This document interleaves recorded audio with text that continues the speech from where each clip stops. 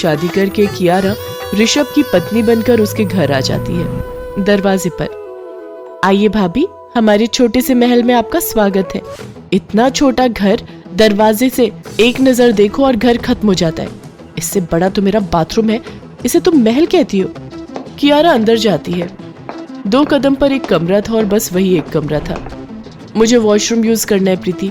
हाँ भाभी, इस लकड़ी के पटरे को सरका कर इसके पीछे चले जाइए। व्हाट? ये इस लकड़ी के पार्टीशन को तुम टॉयलेट कहती हो? हम तो इसी का इस्तेमाल करते हैं भाभी, वरना पीछे झाड़ियों में। कियारा अपने मम्मी पापा की इकलौती संतान थी।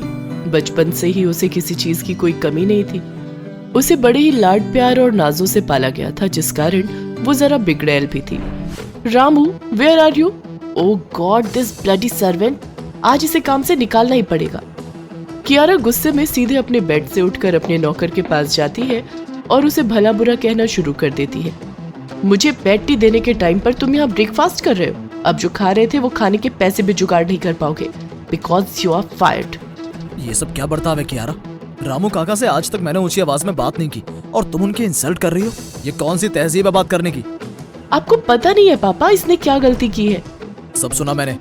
ये सब मेरी छूट और लाड़ प्यार का ही नतीजा है। आखिरी गलती मानकर तुम्हें माफ कर रहा हूँ। ऐसा कुछ दोबारा हुआ तो रिजल्ट अच्छा नहीं होगा कियारा। सॉरी बोलो रामू काका को। सॉरी। कियारा तैयार होकर अपने पापा के ऑफिस जाती है और उसी वक्त उसे गार्ड रोकता हुआ कहता है, मैम सॉरी, आप ऐसे अंदर नहीं जा सकती। आपको थंब इम्प्रेशन देना होगा। विदाउट एंट्री किसी को भी अंदर जाना अलाउड नहीं है। ओह, तो अब तुम मुझे बताओगे।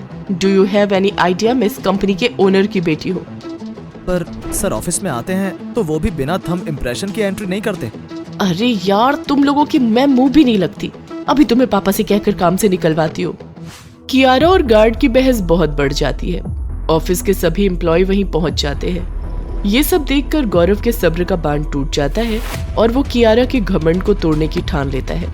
इसके पहले कि कियारा कुछ सोच पाती, गौरव उसकी शादी उसके ऑफिस के गार्ड के बेटे से तय करवा देते हैं। मैं ये शादी नहीं करूंगी पापा। ओके, कोई बात नहीं, मत करो। अगर तुम ये शादी नहीं करोगी तो मेरी प्रॉपर्टी की एक फूटी कौड़ी भी तुम्हें नहीं मिलेगी। प्रॉपर्टी की बात सुनते ही कियारा चुप हो जाती है और शादी के लिए तैयार हो जाती है।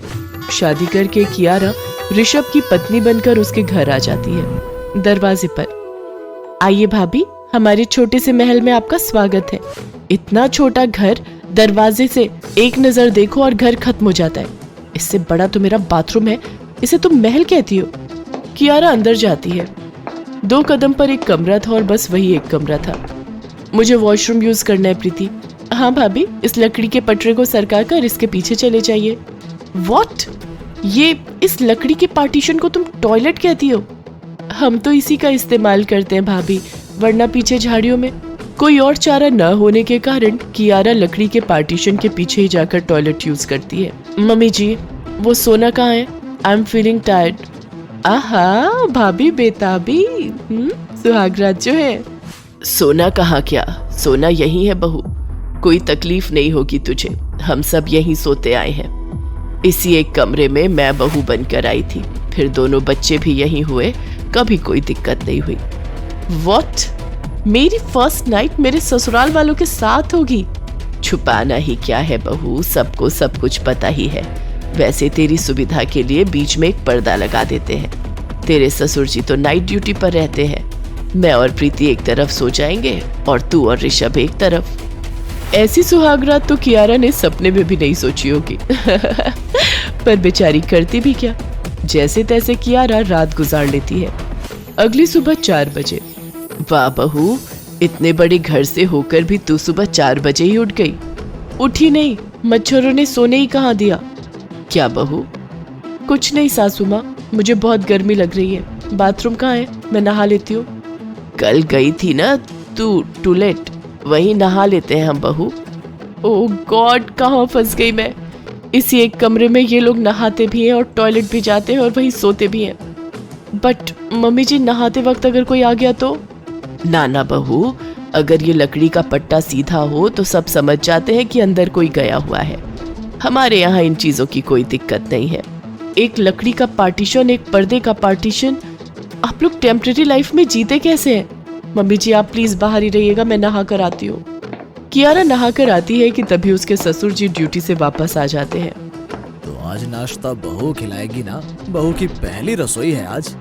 मेरे घर पर तो रामू काका ये सब किया करते थे, मुझे तो कुकिंग नहीं आती। मैं हूं ना, हेल्प कर दूंगा, डोंट वरी। पर इस घर में रसोई कहाँ है? क्या वो भी इसी कमरे में कहीं है? ये कमरा है या तिजोरी? कुछ न कुछ निकले ही जा रहा है। हाँ भाभी, सही समझे, बिस्तर के नीचे ही तो हम गैस को रखते हैं। रात को खाने पीने के काम होने के बाद बर्तन और चूल्हे को वापस बिस्तर के नीचे घुसा देते हैं। प्रीति की बात को सुनकर कियारा का सिर चकरा जाता है। कहाँ उसका आलीशान बंगला और कहाँ उसका एक कमरे का ससुराल।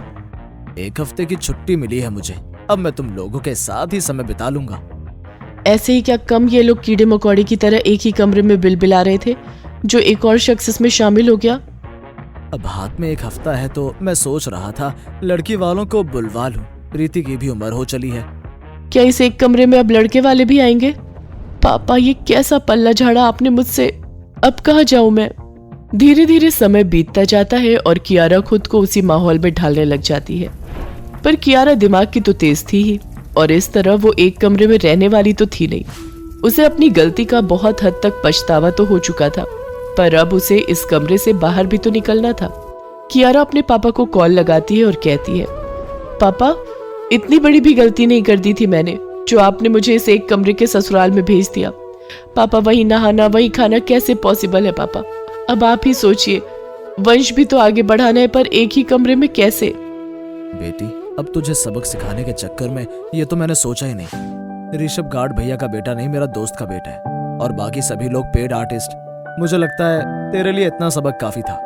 कियारा एक कमरे के ससुराल से निकलकर वापस से अपने लाइफस्टाइल में लौट आती है, पर अब वो भूल कर भी किसी की इंसल्ट नहीं करती। घर आई जंगली टार्जन बहू। टीना अचानक ही टीना से टार्जन बहू बन जाती है। वो अपने दोनों हाथों से बल्लू की गाड़ी का अगला हिस्सा पकड़कर उसे ऊपर उठा देती है। मैं चुड़ैल नहीं, टार्जन बहू हूँ, और ये टार्जन बहू तेरे जैसे बदमाशों से नहीं डरती। बल्लू बदमाश। जंगल के बीच जंगली लोगों की बस्ती में हट्टी कट्टी टार्जन जैसी दिखने वाली जंगली लड़की टीना की शादी शहरी लड़के उमेश से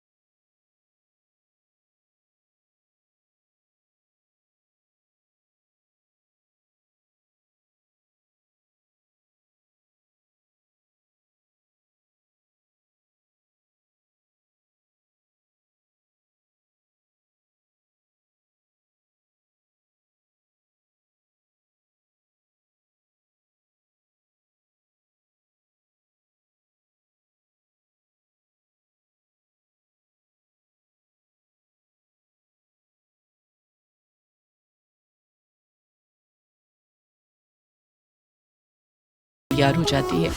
जंगल की मुखिया रानी टीना को जंगल से बाहर तो नहीं भेजना चाहती थी, मगर बेटी के सामने मजबूर थी। टीना के बगैर ये जंगल तो सूना ही हो जाएगा। काश ये लड़का इस जंगल में ना आता और उस दिन हमने इसकी जान ना बचाई होती। उमेश शहर में रहता था। वो एक टैक्सी ड्राइवर था। उसके परिवार में उसकी माँ शोभा और एक छोटी बहन दिव्या थी। एक दिन वो जंगल से गुजर रहा था, तभी न जाने कैसे उसकी कार का संतुलन बिगड़ गया और कार अचानक ही पहाड़ी से नीचे गहरी खाई में जा गिरी। मुखिया रानी, ये नौजवान झरने पर पड़ा मिला। बहुत गहरी चोट लगी है इसे अंदर ले आओ और तुरंत वैद्य जी को बुलाओ। उस दिन जैसे ही उमेश को होश आया और टीना ने उसे देखा, टीना उसी पल उसे दिल दे बैठी और फिर बात शादी तक पहुंच गई। ना चाहते हुए भी मुखिया रानी को उसकी विदाई करनी पड़ी और जंगल के जानवर भी उसे विदाई देने के लिए आए। उन सबकी आंखों में आंसू साफ नजर आ रहे थे। तू कभी जंगल से बाहर नहीं गई बेटी, इसीलिए अपना ख्याल रखना। फिर जैसे ही उमेश टीना को लेकर अपने घर पहुंचता है, शोभा और दिव्या उसे देखकर चौंक जाती हैं। उमेश, कहाँ चला गया था रे तू? तुझे हमने कहाँ कहाँ नहीं ढूंढा। तू ठीक तो है बेटा? हाँ माँ, मैं ठीक हूँ। भैया, ये तुम्हारे साथ ये जंगली लड़की कौन है? ये तो गर्भवती लग रही है बेटा, पर तू इसे अपने साथ यहाँ क्यों लाया है? मैंने शादी कर ली है माँ, ये तुम्हारी टार्जन बहू टीना है। ये सुनकर शोभा और दिव्या टीना की ओर देखती हैं तो और अधिक हैरान रह जाती हैं। टीना की जंगली आदिवासी वेशभूषा, सिर के बालों में सजे पंछियों के रंग बिरंगे पंख और गले में मोटे मोटे मनकों की मालाएं। क्यों रे उमेश, तुझे ये टार्जन बहू कहाँ मिली बेटा? अम्मा, टार्जन बहू और कहाँ मिल सकती है, जंगल में ही तो मिलेगी। क्यों भैया, मैं सही कह रही हूँ ना? दिव्या के ये कहने पर उमेश उन्हें अपने कार हादसे और टीना के जंगली कबीले द्वारा उसकी जान बचाने तक की पूरी कहानी कह डालता है। उसकी कहानी सुनकर शोभा और दिव्या को टीना किसी देवी से कम नहीं दिखाई देती। पाँव लागू सासू माँ। पाँव क्यों? तू तो मेरे कलेजे से लग जा मेरी बेटी। उमेश की जान बचाकर तो तुमने मुझ पर बड़ा एहसान किया है। शोभा घर में जंगली बहू को देखकर हैरान तो होती है, मगर क्योंकि उसने उमेश की जान बचाई थी, इसीलिए उसे स्वीकार कर लेती है और बहू की मुंह दिखाई की रस्म पूरी करती है। उसकी जंगली टार्जन बहू को देखकर औरतें खूब हंस हंस कर मजाक उड़ाती हैं। अरे, घर में बहू लाई है या जंगल की गोरिल्ला? देखना, कुछ ही देर में फलों की टोकरी पूरी खत्म कर देगी। इसका पहनावा तो देखो, कपड़ों से ज्यादा तो पेड़ के पत्ते लपेटे हुए हैं और साज श्रृंगार भी पंछियों के पंख से किया है। क्यों री शोभा, घर में चिड़ियाघर खोलने जा रही है क्या? उन औरतों की बातें सुनकर शोभा को गहरा दुख पहुंचता है। वो मन ही मन सोचती है, बहू की खूबसूरती और सेहत पर तो जितना नाज करूं कम है, पर इसका जंगलीपन बड़ा खलता है। इसीलिए अब तो इसे जंगली टार्जन बहू से शहर की फैशन वाली बहू बनाना ही पड़ेगा।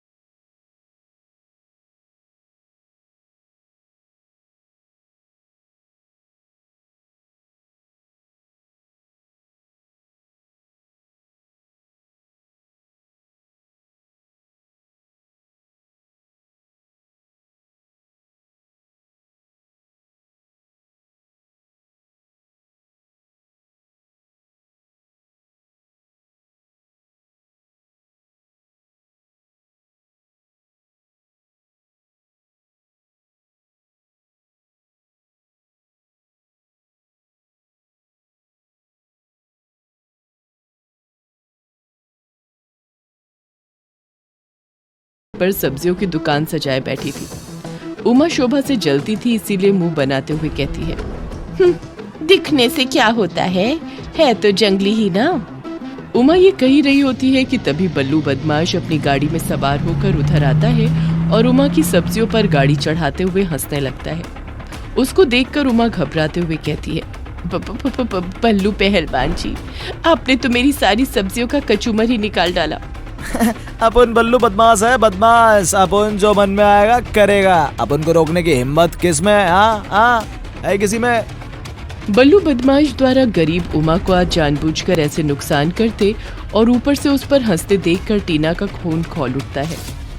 एक तो गरीब का नुकसान करते हो और ऊपर से हंसते भी हो, शर्म नहीं आती?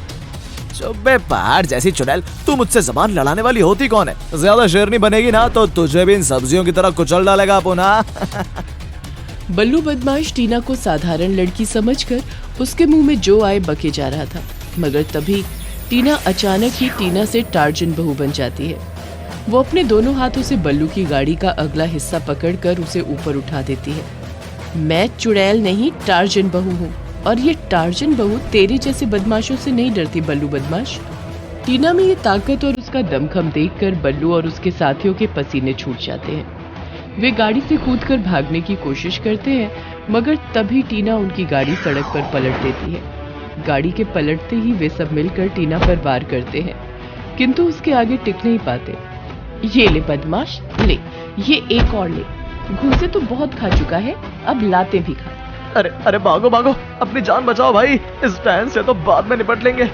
ये कहकर बल्लू और उसके सभी साथी अपनी गाड़ी छोड़ वहां से भाग निकलते हैं और उमा टीना से माफी मांगने लगती है। मुझे माफ कर देना बेटी, मैंने तुझे खामखा बुरा भला कह दिया। कोई बात नहीं माँ जी, आप बड़ी हैं और मैं बड़ों की बातों का बुरा नहीं मानती। उस दिन के बाद बल्लू टीना को अपना सबसे बड़ा दुश्मन समझने लगता है और उससे बदला लेने के लिए मौका तलाशने लगता है। समय बीतता जाता है और एक दिन टीना बाजार जाती है तो बल्लू और उसके आदमी धोखे से उसे रस्सियों में जकड़ लेते हैं। टार्जन बहू, अब देखना तेरे साथ क्या करता हूँ। तुझे जंगल में ले जाकर मोरनी सा नचाऊंगा, मोरनी सा। मोरनी सा तो तू नाचेगा बदमाश, एक बार जंगल में चल तो सही। बल्लू और उसके साथी टीना को सरे बाजार रस्सियों में जकड़कर अपनी गाड़ी में डाल लेते हैं, मगर जैसे ही वे जंगल में पहुंचते हैं टीना फिर से टीना से टार्जन बहू बन जाती है।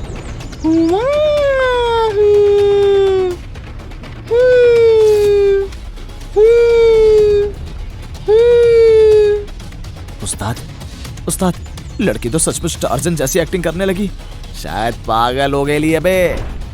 ये कहकर बल्लू हंसने लगता है, मगर तभी टीना की आवाज सुनकर जंगल के जानवरों में अजीब सी खलबली मच जाती है और सभी जानवर उसे बचाने के लिए चले आते हैं। अपनी गाड़ी को जंगली जानवरों से घिरा देखकर बल्लू और उसके साथी डर से कांपने लगते हैं। उस्ताद, ये तो सचमुच टार्जन बहू निकली, अब क्या होगा? होगा क्या, उस दिन की तरह भागकर जान बचाओ बे, अरे भागो रे। बल्लू के ये कहने पर वे सब गाड़ी छोड़कर भागने की कोशिश करते हैं, मगर जंगल के जानवर भागने से पहले उन्हें अच्छा सबक सिखाते हैं। फिर तो उस दिन के बाद वे सब टीना यानी टार्जन बहू के ख्याल से भी डरने लगते हैं और टीना यानी टार्जन बहू जंगल तो जंगल शहर में भी मशहूर हो जाती है।